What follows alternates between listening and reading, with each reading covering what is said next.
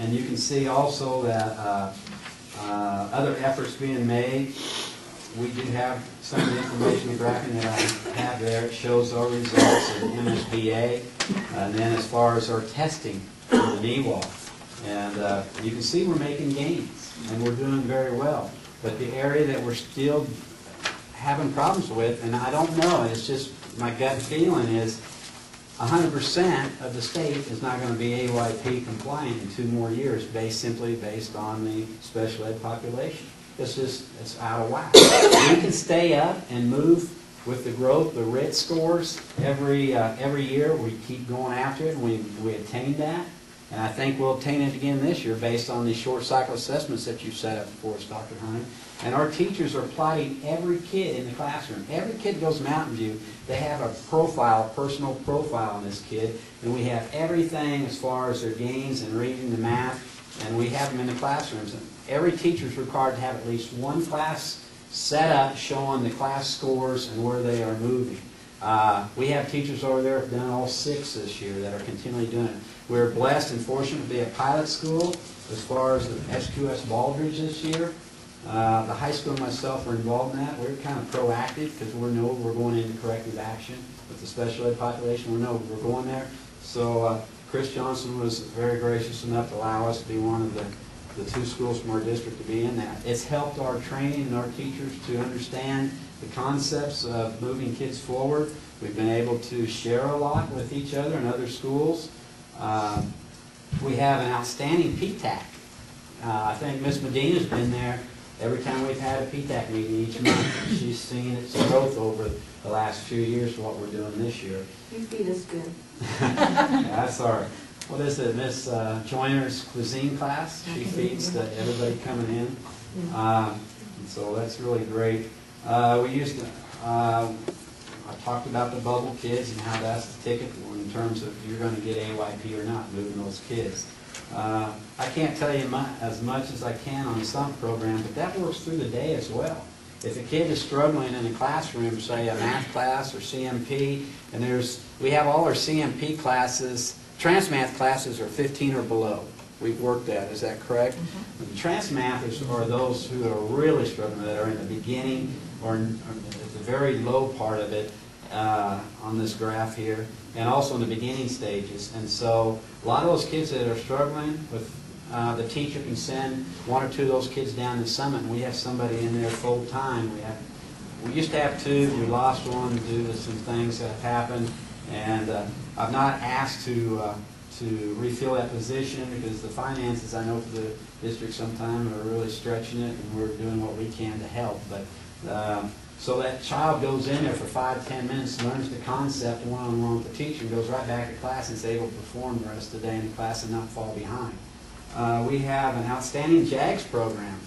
Cheryl talks about her CHAPS program, which is a school within a school. We have something similar to that, but ours is based on a 3-week, 3-tier program where we have kids who have been retained, that have lost interest in school, truancy situations, behavioral things have gotten in their way. And so we have a full-time teacher in there as well as a full-time assistant, and we have approximately about 10 kids in there. The idea is not to leave them there all year, because how are they going to perform when they get to the high school if they're stuck in one class? Their socialization skills, their ability to understand how to interact and grow in a classroom would be hindered.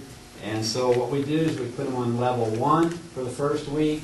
If they attain their class, their academics and behaviors, they move to level 2. By the end of the 3rd week, they're out and back into the classroom. And the curriculum is set up with the teachers that are doing the regular classroom. They're doing it also, these teachers are teaching those lessons in the JAGS program. So ultimately, they're not losing anything. We're just redirecting and teaching them the learning skills they need in order to move on. We're very happy with one of our programs at JAGS as far as we had 4 students that failed last year as 8th graders.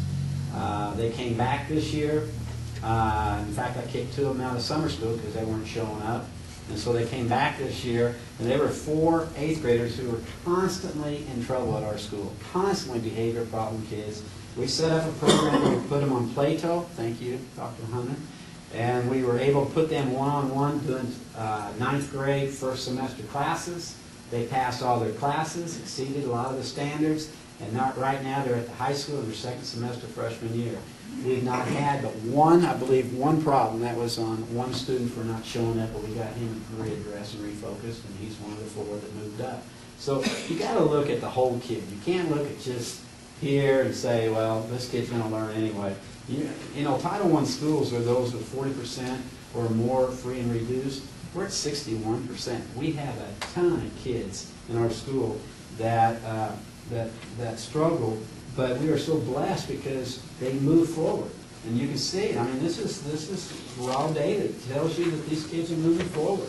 And like I said, it's not me that's doing it. It's my staff. It's the people. It's the parents. It's the students that are making it. They're all together on this thing. We know what we need to do.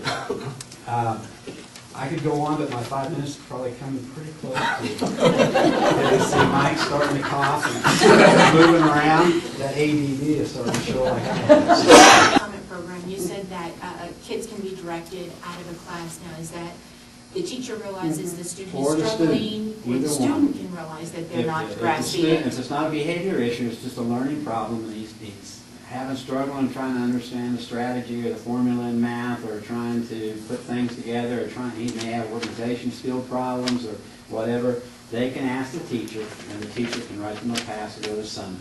And they're not there for the entire class time. They go down there, get the information, get redirected, and come out back.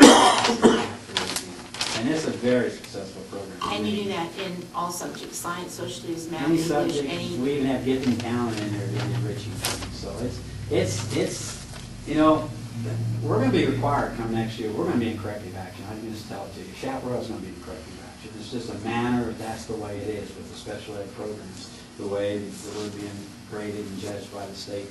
But the bottom line is we're going to be required to have these programs. We're going to be required to have intervention programs for every school, not only elementary, middle school, and high school. And the sad thing is they don't financially help you. So it comes out of our operational budget. Like I said, Mike's done a great job supporting it this year, and I know he wants to support it again next year. But the ticket here is we have to... He didn't see that look, did No, You give him 5, he takes 2. All I'm saying is the state needs to start funding us in order to put these programs together. If you're trying to pull it out of your own site operational budget, it's a misnomer. You can't do it. Cheryl will be the first one to tell you.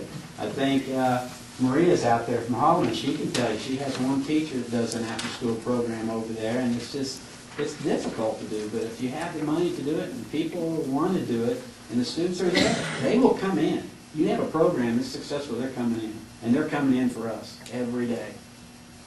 Any other questions? I just have a comment. Under other efforts, you have your NEMA results and strategies given to parents at parent-teacher conferences.